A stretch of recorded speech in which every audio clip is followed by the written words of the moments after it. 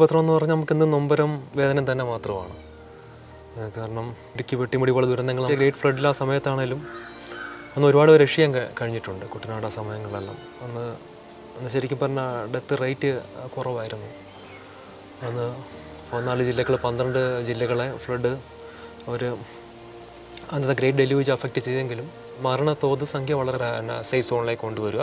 ദുരന്ത സ്ഥലങ്ങളിൽ കൈയും കാലും വളരെയധികം ഹൊറിബിളായിട്ടുള്ള വിഷ്വൽസ് ഉണ്ട്. കൈയും കാലും തലയൊക്കെ മാറി ചിന്നിച്ചെറി കിടക്കുന്ന കുറച്ച് ജമ്മു ആൻഡ് കാശ്മീരിലെ ഡിഫൻസ് ഇൻസ്റ്റിറ്റ്യൂട്ടാണ്. അവിടുന്ന് ബേസിക് സെർച്ച് ആൻഡ് റെസ്ക്യൂവിൻ്റെ ബേസിക് മൗണ്ടനിങ് കഴിഞ്ഞു. പിന്നെ നാഷണൽ ഇൻസ്റ്റിറ്റ്യൂട്ട് ഗോവയിൽ നിന്ന് ലൈഫ് സേവിങ് ടെക്നിക്സ്, പിന്നെ പവർ ബോട്ട് ഓപ്പറേഷൻസ് സെയിം ഇൻസ്റ്റിറ്റ്യൂട്ടിൽ നിന്ന് അവിടുന്ന് തന്നെയാണ് see rescue squad SRS complete ചെയ്തത്. ഏറ്റവും മികച്ച പരിശീലനമായിരുന്നു ഗോവയിൽ നിന്നുള്ളായിരുന്നു. അവിടുത്തെ പശാണ് യുവാക്കൾ ഒരുപാട് പേര് അപ്രോച്ച് വരുന്നുണ്ട് ഇതിലേക്ക്. അല്ലെങ്കിൽ ചേട്ടൻ കണക്ക് അല്ലെങ്കിൽ എൻ്റെ കണക്കൊന്ന് ഇറങ്ങണം, ദുരന്തങ്ങളിലേക്ക് വരണം. പക്ഷേ ഞാൻ എന്ത് പറയണം അവരെ ഇറക്കേണ്ടത്? കാരണം ഞാനിതിൽ ഇറങ്ങിപ്പെട്ടിട്ട് തന്നെ എനിക്ക് ലക്ഷങ്ങൾ നഷ്ടമാണ് ഉണ്ടായിരിക്കുന്നത്. ഞാൻ നഷ്ടമായിട്ട് കൂട്ടിയിട്ടില്ല അത്. കാരണം എനിക്ക് അതിൽ നിന്നൊരു സന്തോഷം അല്ലെങ്കിൽ ഞാനതിൽ നിന്ന് ഒരു സംതൃപ്തി ഞാൻ കണ്ടെത്തുന്നുണ്ട്. കാരണം മറ്റുള്ള ജീവൻ രക്ഷിക്കുക, അവരെ സഹായിക്കുക, അല്ലെങ്കിൽ അവർക്ക് മുറ്റപ്പുറത്തെ ബോഡി എടുത്തു കൊടുക്കുക എന്നുള്ള വലിയൊരു കാര്യം തന്നെയാണ് ഞാൻ കാണുന്നത്. പക്ഷേ എന്നാണെങ്കിൽ പോലും ഒരുപാട് ലക്ഷങ്ങൾ നഷ്ടം എൻ്റെ കയ്യിൽ നിന്നുണ്ടാകുന്നുണ്ട്. അപ്പോൾ ഞാനിതിൽ മാക്സിമം വരുന്ന പറഞ്ഞാൽ പ്രൊമോട്ട് ചെയ്യുക തന്നെയാണ്. പിന്നീടുള്ള എക്സ്പെൻസ് തന്നെയാണ്. കാരണം അങ്ങനെ ഒരു സപ്പോർട്ട് നമ്മുടെ ഗവൺമെൻറ് തന്നിട്ടില്ല.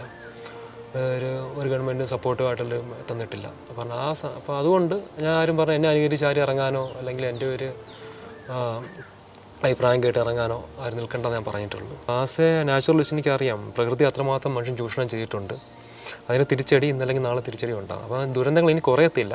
മനുഷ്യന് മാത്രമേ ഉള്ളൂ മതം, ജാതി അല്ലെങ്കിൽ രാജ്യങ്ങൾ തമ്മിലുള്ള വേർതിരിവ്. ഭൂമിക്ക് ആ ഒരു വേർതിരിവില്ല. എല്ലാം അതൊരു നമ്മുടെ മനുഷ്യ ബോഡി എന്ന രീതിയിലുള്ള വെയിൻസ് എന്ന രീതിയിലുള്ള ഇൻ്റർ കണക്റ്റഡാണ്. അപ്പോൾ എവിടെയെങ്കിലും ഒരു പ്രശ്നം ഉണ്ടായിക്കഴിഞ്ഞാൽ അന്റാർട്ടിക്കയിൽ മഞ്ഞുരിക്കുക പോലെ അത് നമുക്ക് ബാധിക്കും. കാരണം നിങ്ങൾക്കറിയാം ഈ സംഭവം നടന്ന ശേഷം 16-ാം തീയതി സംഭവം നടന്നതിന് ശേഷം 5-ാം ദിവസം വൈകുന്നേരമാണ് അവിടെ എത്തുന്നത്. എൻ്റെ ട്രെയിൻ ടിക്കറ്റ് അന്ന് ബുക്ക് ചെയ്ത ട്രെയിൻ ടിക്കറ്റും എവിഡൻസ് എല്ലാം അന്ന് ആ ട്രെയിൻ അങ്കോള സ്റ്റോപ്പ് ചെയ്യുന്നു. സ്റ്റോപ്പിലായി തന്നെ കർവാർ വരെ എത്താൻ താമസിക്കുന്ന വിചാരിച്ച് ഷിരൂരിനടുത്തുള്ള അങ്കോള തന്നെ സ്റ്റോപ്പ് ചെയ്യുന്നു. അപ്പോൾ 5-ാം ദിവസം വരെ എനിക്ക് കിട്ടുന്ന ഇൻഫർമേഷൻ വെച്ച് ഞാൻ ഇവിടെ പറമ്പിൽ എൻ്റെ കയ്യിലേക്ക് ഇവിടുത്തെ പണി കാണിക്കുമ്പോൾ ഞാൻ അറിയുന്നു കർണാടകയിലെ ഒരാൾ എത്ര ദിവസം നടന്നോ എനിക്ക് അറിയത്തില്ല. മുൻപാണ് അപ്പം എത്ര ദിവസം മുമ്പാണ് അന്ന് ആ സമയത്ത് എനിക്ക് വ്യക്തമാകുന്നില്ല. അപ്പോൾ ഒരു പയ്യനിങ്ങനെ മണ്ണിൽ കിടക്കുന്നു, ജീവനുണ്ടെന്നൊക്കെയാണ് കിടന്നത്. 2 ദിവസം ഫോൺ റിങ് ചെയ്തു, വണ്ടി സ്റ്റാർട്ടായി. ഞാൻ പെട്ടെന്ന് ഇൻഫർമേഷൻ എനിക്ക് കറക്റ്റ് ഇൻഫർമേഷൻ ഇനി കേരള സൈബർ സെല്ലിൽ നിന്ന് ഫോൺ റിങ് ചെയ്യുന്നു എടുത്തത് ഞാൻ നിന്ന് ഓടുന്നതാണ്. കാരണം നിങ്ങൾക്ക് അറിയാലോ ഒരുപാട് ദൗത്യങ്ങൾക്ക് മുമ്പ് ഉത്തരാഖണ്ഡ് ഉൾപ്പെടെ നിങ്ങളെന്നെ വിളിച്ചിട്ടുണ്ട് ഈ ഫോൺ ഇതായിട്ട്. അപ്പം ആ സമയത്ത് ഞാൻ ഒന്നും നോക്കില്ല, നിന്നിപ്പോൾ തന്നെ ഞാൻ എവിടെ പോയാലും ഞാൻ ആരെയും പൈസ വാങ്ങാറില്ല. എൻ്റെ വണ്ടിക്കൂലിയും എൻ്റെ ഫുഡും എല്ലാം കയ്യിൽ നിന്ന് തന്നെ മുടക്കിയാണ് ഞാൻ പോകുന്നത്. എനിക്ക് എവിടെ അക്കോമഡേഷൻ വല്ല ഉത്തരേന്ത്യ അങ്ങനെ ഫോഴ്സിനൊക്കെ കിട്ടുന്നല്ല, ബാക്കി എല്ലാം എൻ്റെ കയ്യിൽ നിന്ന് പൈസ മുടക്കിയും അല്ലെങ്കിൽ ചെയ്തിട്ട് ആരെയും രക്ഷിച്ചിട്ടോ അല്ലെങ്കിൽ ബോഡി എടുത്തിട്ടോ ഇതുവരെ ഇതുവരെ ഞാൻ സംസാരിക്കുന്ന സമയത്ത് ആരും പൈസ വാങ്ങിച്ചിട്ടില്ല. അപ്പോൾ അങ്ങനെ ഒരു സേവനം നടത്തുന്ന ഒരാളാണ്. എനിക്ക് ഇന്ത്യൻ ആർമി റിവാർഡ് തന്നിട്ടുണ്ട്. എനിക്ക് വയനാട് പോയിട്ട് വന്ന ശേഷം അത് 2 പേരെ രക്ഷപ്പെടുത്തിയതിനു ശേഷം ഇപ്പം ഈ ശിരൂർ കഴിഞ്ഞിട്ടാണ് വയനാട് വരുന്നത്. ആ സമയം ഇന്ത്യൻ ആർമി തന്നിട്ടുണ്ട്. അല്ലാതെ പേഴ്സണലായിട്ട് ആ ഒരാളും വാങ്ങിച്ചിട്ടില്ല. അപ്പോൾ എനിക്ക് ഏറ്റവും കൂടുതൽ അവമാനം വളരെ ബുദ്ധിമുട്ടുണ്ടാക്കിയ ഒരിതാണ്. എന്നെ നിങ്ങൾക്കറിയാം ഒരുപാട് സൈബർ അറ്റാക്കിനൊക്കെ വിധേയമാക്കിയ ഒരു സംഭവമാണ്, ഒരു തെറ്റും ചെയ്യാതെ. അപ്പോൾ അവിടെ നിന്നപ്പം ആ തുടക്ക സമയത്ത് നിങ്ങൾക്ക് അറിയാം എന്തുമാത്രം പല മാധ്യമങ്ങളും പറഞ്ഞുകൊണ്ടായിരുന്നല്ലോ. തുടക്ക സമയത്ത് ഒരു കോർഡിനേഷൻ കാര്യങ്ങൾ ആരും തന്നെ ഇല്ല. എനിക്കൊരു അഭിമാനിക്കാൻ പറ്റുന്നത് കാരണം വന്നതിന് ശേഷമാണ് ഞാൻ എൻ്റെ രക്തസാക്ഷി ആയെങ്കിലും കുറെ കാര്യങ്ങൾ പിന്നീട് മുന്നോട്ട് ഞാൻ വഴി അത് ഒരാളെങ്കിലും ബലിയാടാകാൻ വേണം. പ്രത്യേകിച്ച് എന്നെ ബലിയാടാക്കാൻ എളുപ്പമായിരുന്നു. ഒരു സിവിലിനാണ് ഞാൻ, ഗവൺമെന്റ് NDRF ആർമി ഒന്നുമില്ല. അപ്പം പെട്ടെന്ന് ഒരു എന്ത് തെറ്റുണ്ടല്ലോ എൻ്റെ ഇപ്പോൾ 2 തവണ 2 ദിവസം ഫോൺ റിങ് ചെയ്യുന്നു ഞാൻ പറഞ്ഞ കാര്യങ്ങൾ നിങ്ങൾ അതിന് കേട്ടായിരുന്നല്ലോ പല ഇതിലും വണ്ടി സ്റ്റാർട്ട് ആയെന്നുള്ള. അപ്പോൾ ഇതൊക്കെ അനുമാനത്തിലാണ്. കാരണം എന്തെങ്കിലും ലൈഫ് ചാൻസ് ഉള്ള മണ്ണിനാണ്. അത് നിങ്ങൾക്ക് അറിയാലോ, എന്തെങ്കിലും ലൈഫ് ചാൻസ് ഉള്ള മണ്ണിനാണ്. വെള്ളത്തിലെ വേണമെങ്കിൽ 10 മിനിറ്റ് വേണ്ട, അതിന് മുമ്പ് ആള് തീരും. എന്തെങ്കിലും ചാൻസ് ഉള്ള അതുകൊണ്ട് മണ്ണ് പരിശോധനയ്ക്ക് ഞാൻ മുൻഗണന കൊടുത്തത്. ഞാൻ 100% മണ്ണിനടിയിൽ നിന്ന് പറഞ്ഞിട്ടില്ല. ഞാൻ 80% മണ്ണിടിച്ചാണ്. അത് കഴിഞ്ഞിട്ട് അത് 5-ാം ദിവസം വരെ 5 ദിവസം വരെ അപ്പോൾ എന്ത് ചെയ്യായിരുന്നു, വെള്ളത്തിൽ ഉണ്ടെന്ന് നേവി ഉണ്ടെന്നില്ല. 9-ാം ദിവസം 5-ാം ദിവസം ആരും ഇല്ലായിരുന്നു. അത് പിന്നെ ഞാൻ 6-7 ദിവസം 6-ഉം 7-7ന്റെ ഉച്ചയായപ്പോൾ തന്നെ കളക്ടർ എന്നെ സ്റ്റോപ്പ് ചെയ്യിച്ചു അവിടെ. കാരണം 1-2 ദിവസം അപ്പോഴത്തേക്ക് ഞാൻ ഒരു പൊട്ടിത്തെറി ഉണ്ടായി. ഇടയ്ക്ക് മാൾട്ടയും 2 ദിവസം 3-4 ദിവസം പുറത്തായിരുന്നല്ലേ ഈ പൊട്ടിത്തെറിയുടെ കാര്യം പറഞ്ഞപ്പോൾ തന്നെ. അല്ല മണ്ണിനടി ഉണ്ടെന്ന് പറഞ്ഞുകൊണ്ടല്ല, ശരിക്കും പറഞ്ഞാൽ അവർക്ക് പൊട്ടിത്തെറി അങ്ങനെ ഒരു സംശയം പ്രകടിപ്പിച്ചാണ് ഞാൻ പുറത്താകുന്നത്. അങ്ങനെ എനിക്ക് എന്തായാലും ഈ 72 ദിവസം കഴിഞ്ഞപ്പോഴേ ബോഡി കിട്ടിയല്ലോ, അത് എന്തായാലും വളരെ നല്ലത്.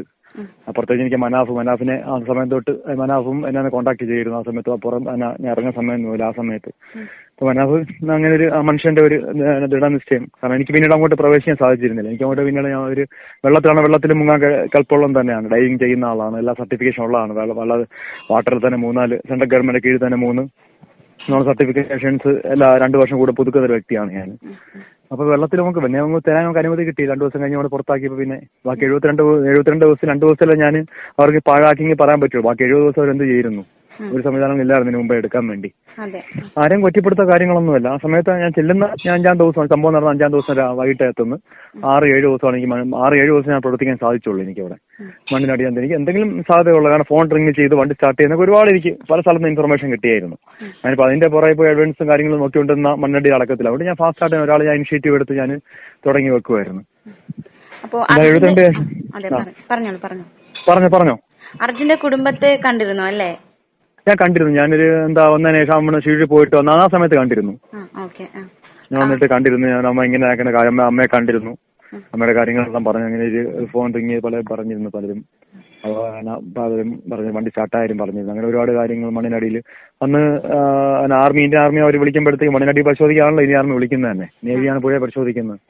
പിന്നെ ഞാൻ കരയിൽ 2 ദിവസം പരിശോധിച്ചിട്ടുണ്ടെങ്കിൽ തന്നെ നേവിയിൽ പുഴയെ പരിശോധിക്കേണ്ടാത്ത കാര്യങ്ങളൊന്നുമില്ല. അന്ന് നേവി സെർച്ച് ചെയ്തുകൊണ്ടിരിക്കുക തന്നെയായിരുന്നു. ഓൾറെഡി നേവിയോട് സെർച്ച് ചെയ്തുകൊണ്ടിരിക്കുക തന്നെയായിരുന്നു. നമ്മൾ കരയിൽ 1.5 ദിവസം പരിശോധിക്കുമ്പോഴത്തേക്ക് നേവി ഇപ്പുറത്ത് സെർച്ച് ചെയ്തുകൊണ്ടിരിക്കുക തന്നെയായിരുന്നു. എന്നിട്ട് കാലാവസ്ഥയും കാര്യങ്ങളെല്ലാം വളരെ മോശമായി. കാലാവസ്ഥയും കാര്യങ്ങളും എല്ലാ രീതിയിലും മോശമായിരുന്നു. വെള്ളം കുറഞ്ഞുകൊണ്ട് അവർക്ക് കിട്ടി. വെള്ളം കുറഞ്ഞുകൊണ്ട് ഇപ്പം തീരെ വെള്ളം കുറഞ്ഞ് വളരെ കാലാവസ്ഥ അനുകൂലമായിട്ട് വെള്ളം കുറഞ്ഞുകൊണ്ടും അത് റിക്കവർ ചെയ്യാൻ പറ്റി. പറഞ്ഞോ. നമ്മളിപ്പോ ഈ വിമർശനം അതെല്ലാം മാറ്റി വെച്ച് അർജുൻ എന്ന വ്യക്തിയെ മാത്രം എടുത്ത് സംസാരിക്കുകയാണെങ്കിൽ വളരെ വലിയൊരു ദുരന്തമായി പോയി അല്ലേ?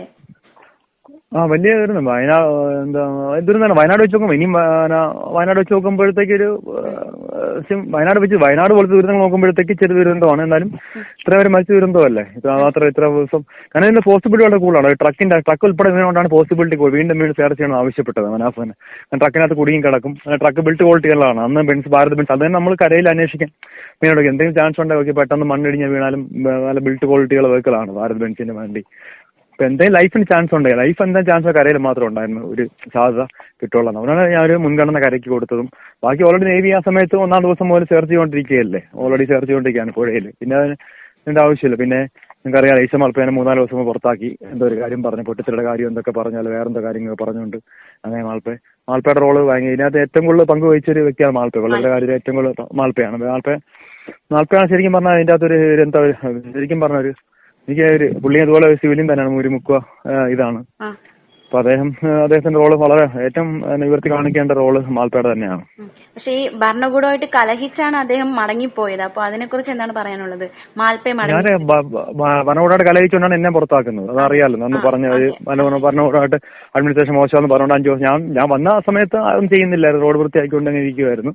അത് കണ്ട് നേരിട്ട് പറഞ്ഞപ്പോഴേ അവർക്ക് ഇഷ്ടപ്പെട്ടില്ല. അത് അങ്ങനെ ഓപ്പണായിട്ട് കുറ്റം പറയാൻ പാടില്ല എന്നുള്ള രീതിയിൽ പല രീതിയിൽ എനിക്ക് പറഞ്ഞിരുന്നു. ഓപ്പണായിട്ട് എന്തെങ്കിലും ഉണ്ടെങ്കിൽ ഓപ്പണായിട്ട് പറയാൻ പാടില്ല. ഞാനത് കണ്ടപ്പോൾ സത്യം വിളിച്ചു പറഞ്ഞു ദേഷ്യം. കാരണം എനിക്കിത് ആവശ്യമായ മിഷനറീസോ കാര്യങ്ങളോ എന്നിട്ട് കണ്ടപ്പോൾ അതൊരു വിഷമം വന്നു. അപ്പോഴത്തേക്ക് ഓപ്പണായിട്ട് പറഞ്ഞു. പിന്നെ പൊട്ടിത്തെറിയുടെ പിന്നെ പുറത്താകുന്ന 1-ാം ദിവസം 2-ാം ദിവസം ഞാൻ എത്തിക്കഴിഞ്ഞുള്ള 2-ാം ദിവസം ഞാൻ പൊട്ടിത്തെറിയുടെ ഒരു ബ്ലാസ്റ്റ് ഇറങ്ങാൻ സാധ്യതയുണ്ട് ഇങ്ങനെ ഒരു പറഞ്ഞപ്പോൾ മണ്ണൊക്കെ എന്താണ് അങ്ങനെ കൂടി കിടക്കുക. അപ്പൊ അങ്ങനെയാണ് ഞാൻ പുറത്താകുന്നത്.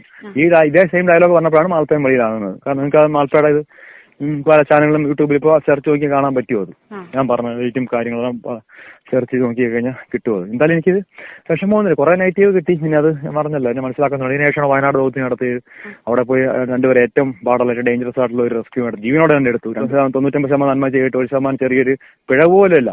എന്റെ തെറ്റുമല്ല. ഫോൺ റിങ് ചെയ്യുമെന്ന് പറഞ്ഞു. വണ്ടി സ്റ്റാർട്ടായിരുന്നു. പല രീതിയിലുള്ള എനിക്ക് മിസ് ഇൻഫർമേഷൻ കിട്ടിയിട്ടുണ്ടായിരുന്നു. നിങ്ങൾക്ക് അറിയാലോ. നിങ്ങൾക്ക് ആ സമയത്ത് തന്നെ ഫോൺ റിങ് ചെയ്യുന്ന പല ചാനലുകളും ഞാൻ ഇറങ്ങുന്ന മുമ്പ് നിങ്ങൾക്ക് കേട്ട് കാണുമല്ലോ. പല ചാനലിലും ഇപ്പം മിസ് ഇൻഫർമേഷൻ കിട്ടിയാണ്. പിന്നെ എന്തെങ്കിലും ജീവനുള്ള ചാൻസ് കരയിൽ അന്വേഷിക്കണം, വെള്ളത്തിൽ അന്വേഷിക്കണം. ഞാൻ എപ്പോഴും ഒരു സംഭവം നടന്നു കഴിഞ്ഞാൽ സ്പോട്ടിൽ നടന്നു കഴിഞ്ഞാൽ നമ്മൾ സംശയമുള്ള ഭാഗത്തല്ല അന്വേഷിക്കണം. ഒരു ഭാഗം കരയിൽ അന്വേഷിക്കണം, ഒരു ഭാഗം വെള്ളത്തിൽ അന്വേഷിക്കണം. ആ രീതി തന്നെയാണ് അങ്ങനെ ചെയ്യേണ്ടത്. ഒരു സംഭവം നടന്ന സ്ഥലം മൊത്തം അരിച്ചു പെറുക്കണം. ആ രീതിയിൽ തന്നെയാണ് ഞാൻ പറയുന്നത്. എവിടെ ഒരു ഉണ്ടായാലും ഞാൻ അങ്ങനെ പറയത്തുള്ളൂ. കാരണം അവിടെ നമുക്ക് കരയിൽ അന്വേഷിക്കും, വെള്ളത്തിൽ ചെയ്യാൻ നേവി ഉണ്ട്. കരയിൽ അന്വേഷിക്കാണ് ഞാൻ അങ്ങോട്ട് പോയത്. വെള്ളത്തിൽ ചെയ്യേണ്ട വെള്ളത്തിൽ നേവി ചെയ്തോളും. പിന്നെ അത് കരയില്ലെന്ന് പറഞ്ഞാൽ നമ്മൾ വെള്ളത്തിന് ഡൈവ് ചെയ്യാൻ റെഡിയാണ്. എല്ലാ സർവ്വ എക്യുപ്മെന്റ്സും ഉണ്ട്. കരയിൽ മാത്രം ചെയ്യുന്ന ഒരാളല്ല. കരയിൽ വെള്ളം അതിനുള്ള സർട്ടിഫിക്കേഷൻ ട്രെയിനിങ് കഴിഞ്ഞ ഒരാൾ തന്നെയാണ്.